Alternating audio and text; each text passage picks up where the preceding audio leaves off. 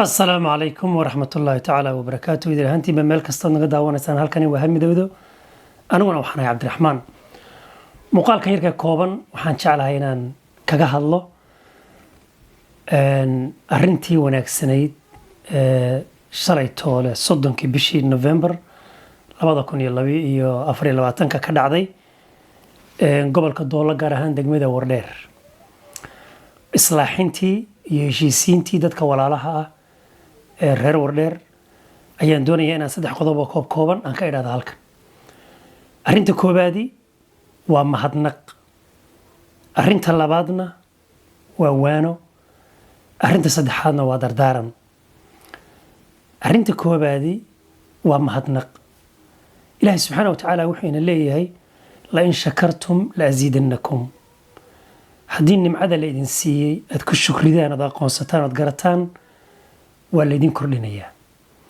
Nimcada Allah subxaanahu wa tacaala uu bixiya in la gartana waxaa jirta man laa yashkuri nnaasa laa yashkuri Allah.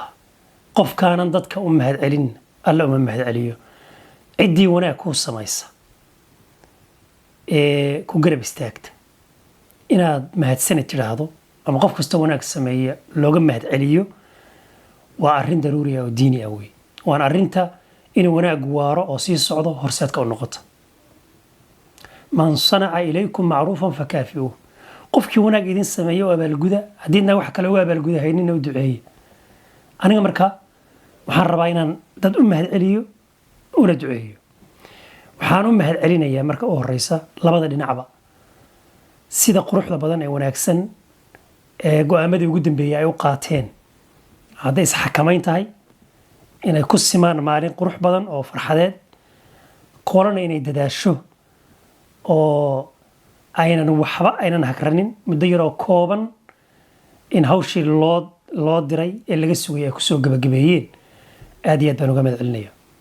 Waxaan u mahadcelinayaa dowladda deegaanka oo iyaduna roolkeeda arrintan riixday gacan weynna ku lahayd inay sidan wax u degdegaan.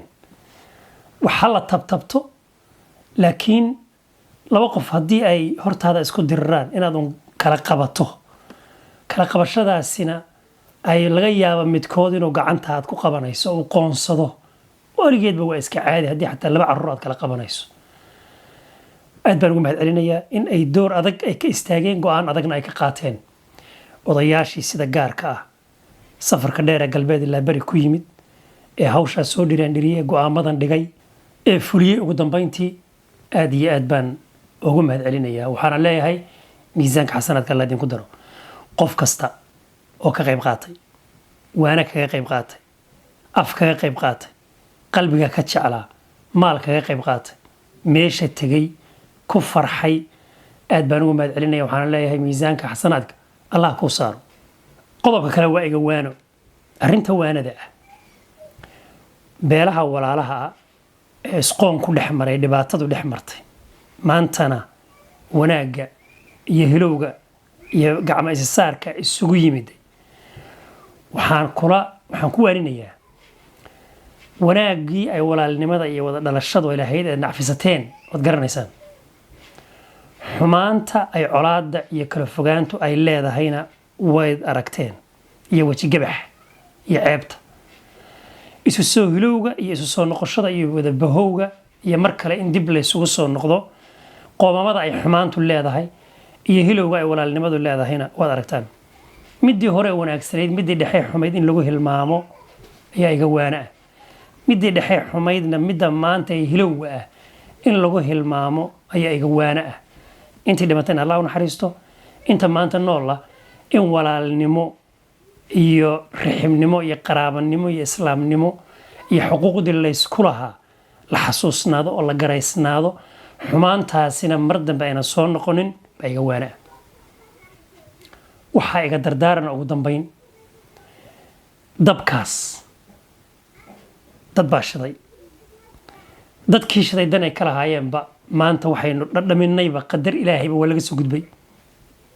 waxaa iga dardaarana dadka deegaanka inta samaha jecel ee hawshaas maanta ku bixisay waqtiga iyo dowladda deegaankuba inay indho gaara ay u lahaadaan cid alla ciddii loo arko inay hawshaas ay dib u bacriminayso ama dib u beerayso in si wada jira oo wadar ah looga soo wada horjeeso intaas waa iga dardaaran social media waa marin habowga Soomaali burburkeeda meel kasta ay joogto maanta kawga ka ah waxa Soomaali halka dhigay ceebaheedii banaanka keenay waxeedii qarsoona banaanka soo dhigay sirteedii banaanka soo dhigay awradeedii banaanka soo dhigay xumaanteedii banaanka soo dhigay wax khaldan inaga turjumay maanta waa social media diina waxa aad u batay in dadku ay xumaan bes soo bandhigaan waxaan aad u yaraaday in wanaag la soo bandhigo